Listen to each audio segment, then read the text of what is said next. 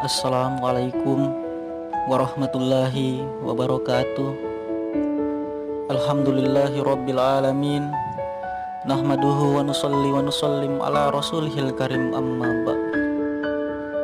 Saudara-saudaraku sekalian yang dirahmati Allah subhanahu wa ta'ala, patutlah kita untuk senantiasa bersyukur kepada Allah subhanahu wa ta'ala yang telah menganugerahi kita akal dan pikiran yang mampu untuk mendobrak tembok-tembok peradaban serta mampu untuk menghancurkan tirani kejoliman.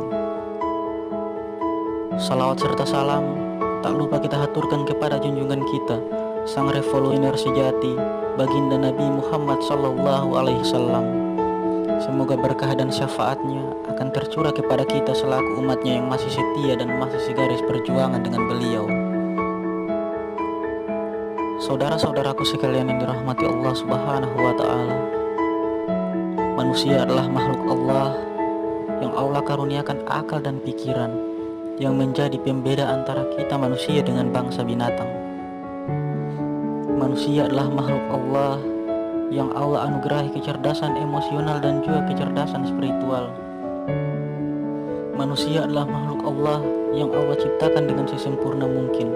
Dan manusia juga adalah makhluk Allah yang sering berbuat kerusakan di atas bumi Allah subhanahu wa ta'ala. Saudara-saudaraku sekalian yang dirahmati Allah subhanahu wa ta'ala, asbab buah pikirnya manusia, sepotong besi yang dulunya tenggelam jika diletakkan di atas air, sekarang justru sebuah kapal dengan berat bertonton bisa tetap mengapung di atas lautan. Asbab buah pikirnya manusia, sebuah batu yang dulunya jika dilempar ke atas akan jatuh ke bawah, sekarang justru sebuah pesawat dengan berat bertonton tetap bisa terbang di udara. Namun sayang, ibarat pisau bermata dua, pikiran yang seharusnya menuntun pada kebenaran kadangkala justru membawa manusia pada kesesatan. Tak sedikit orang-orang yang menggunakan kecerdasan mereka untuk mengibuli orang lain. Tak sedikit orang-orang yang memanfaatkan kecerdasan mereka untuk memperoleh kursi kekuasaan. Dan tak sedikit dari orang-orang cerdas yang berkuasa justru menindas mereka yang lemah. Banyak di antara orang-orang yang Allah anugerahi kecerdasan di atas rata-rata justru berakhir pada kesesatan berpikir. Banyak di antara mereka yang sampai akhir hayatnya tidak mempercayai dan tidak meyakini lagi adanya Allah subhanahu wa ta'ala yang telah menganugerahi mereka kecerdasan.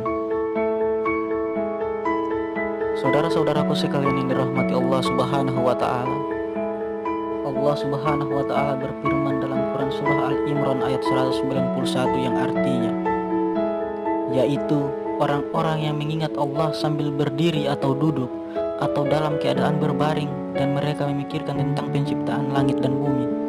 Ya Tuhan kami, tidaklah Engkau menciptakan ini dengan sia-sia. Maha suci Engkau, maka peliharalah kami dari siksa neraka. Dari firman Allah tersebut terlihat jelas bahwa Allah subhanahu wa ta'ala adalah objek dari zikir, sementara objek dari pikir adalah ciptaan Allah subhanahu wa ta'ala.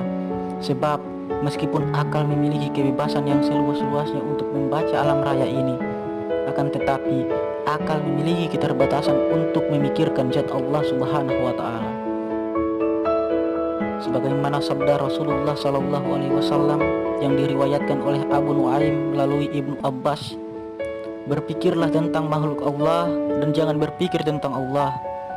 Maka dari itu, marilah kita menjaga jangan sampai akal yang dianugerahkan kepada kita untuk menuntun kita ke jalan yang benar justru mencampakkan kita ke dalam jurang kekafiran.